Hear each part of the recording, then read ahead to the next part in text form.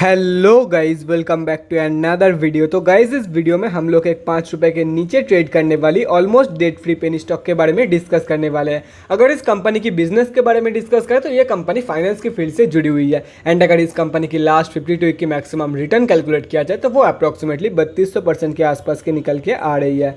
तो गाइज इस वीडियो में हम लोग बेसिकली 3 पॉइंट कवर करेंगे। So the first point is fundamental analysis. यहाँ पे हम लोग देखेंगे कि कंपनी कौन सी है, कंपनी फंडामेंटली कैसी है for short term trade and long term investment purpose.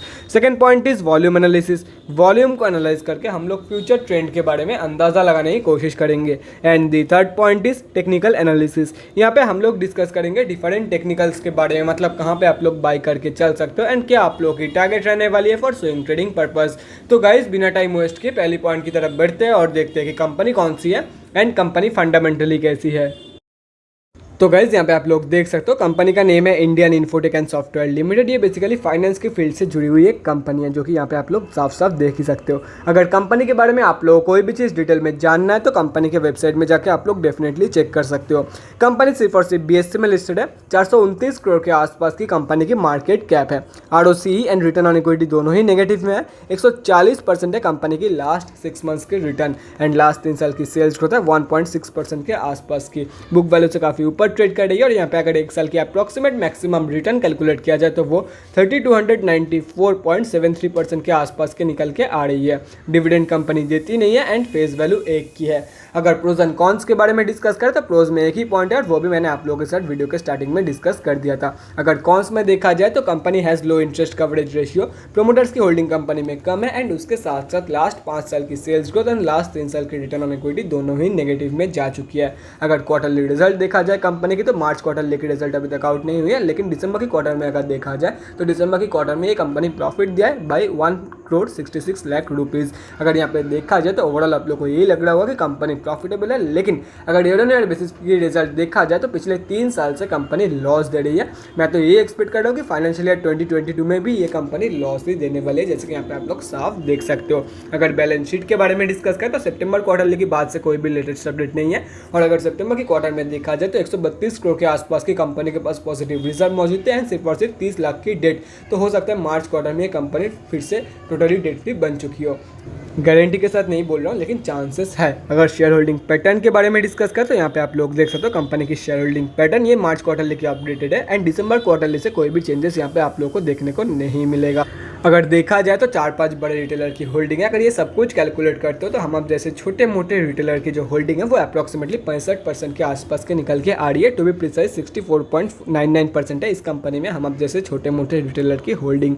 अभी कंक्लूजन पे आते हैं कि कंपनी एक्चुअली कैसी है for short term trade and long term investment purpose. पहले शॉर्ट टर्म के बारे में डिस्कस करते हो। देखो गाइस, मैं आप लोग को यही बोलूँगा, शॉर्ट टर्म के लिए आप लोग जा सकते हो, कंसिडर करके चल सकते हो। कंपनी की फंडामेंटल ठीक ठाक है, बैलेंस शीट की हालत ठीक ठाक है। बाकी रही बात लॉन्ग टर्म की, तो लॉन्ग टर्म के लिए मैं आप लोगों को बिल्कुल भी नहीं रिकमेंड करने वाला हूँ। क्यों नहीं रिकमेंड करने वाला हूँ, उसके पीछे का रीज़न है कंपनी की सेल्स एंड कंपनी की ईयर ऑन ईयर बेसिस की रिजल्ट। कंपनी अभी लॉस मेकिंग बन चुकी है एंड कंपनी की जो सेल्स ग्रोथ है वो लास्ट 5 साल में -36.53% हो चुका है।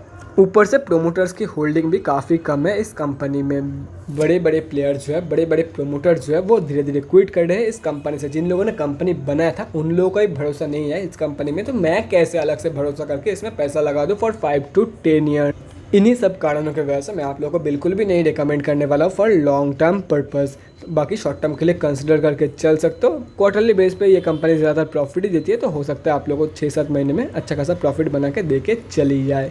बाकी देखो यहाँ पे लास्ट 6 मंथ्स की रिटर्न 140% है, जो कि 6 महीने के कंपेरिजन में या तो फिर 7 महीने के कंपेरिजन में कम नहीं है।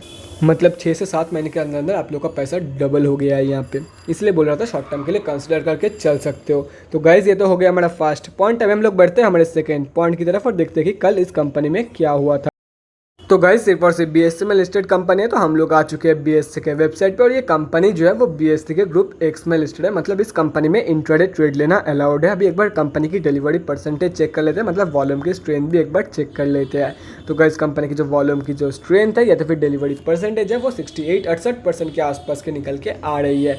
8.5 करोड़ क्वांटिटी में ऑलमोस्ट ट्रेड लिया गया था कल के दिन, जिसमें से 5 करोड़ 74 लाख क्वांटिटी में डिलीवरी ट्रेड लिया गया है। मेजॉरिटी ऑफ द ट्रेड जो है वो डिलीवरी में ही लिया गया है। तो वॉल्यूम की जो स्ट्रेंथ है वो slightly on the stronger side ही रहने वाला है। अभी हम लोग को ये देखना है कि जो 8.5 करोड़ के आसपास की वॉल्यूम निकल के आई है कंपनी में, क्या ये कंपनी की एवरेज वॉल्यूम है, एवरेज से ज़्यादा है या एवरेज से कम, और ये हम लोग को पता चलेगा एनएससी के डेली चार्ट पे।